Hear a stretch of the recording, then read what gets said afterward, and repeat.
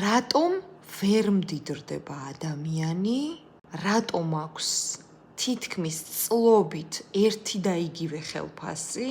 ან შეიძლება რამოდენიმე ასეულობით ლარი, ან დოლარი, ან ევრო მოუმატონ მხოლოდ?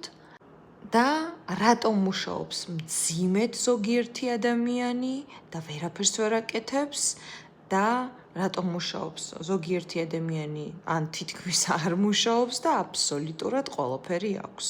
პირველ რიგში დავიწყებ მძიმე ენერგიით, რომელიც გამოწვეულია ჯადოსგან, აღარ განმეორდები თვალისგან, ოჯახური წყევლისგან, ოჯახის ჯადოსგან და ასე შემდეგ.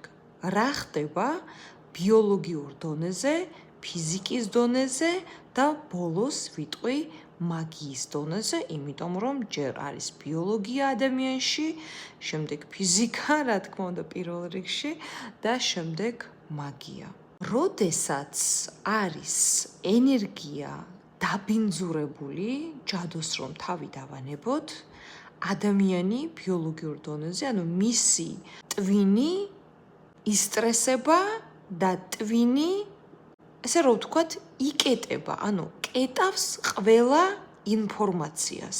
როდესაც სტრესშია ადამიანი, სიახლე ადამიანს თუ დაკვირვები ხართ, არასოდეს არ უნდა. აი სტრესში რომ არის ადამიანი, რომ მიუტანოთ 50,000 დოლარიანი სიტყვაზე, ვთქვათ რაღაცა კაბა, ჩაიცვი, არ უნდა, არ აინტერესებს. რას ნიშნავს ეს, რომ ტვინი სტრესის დროს ჩვენ გვიწესებს ჩარჩოებს.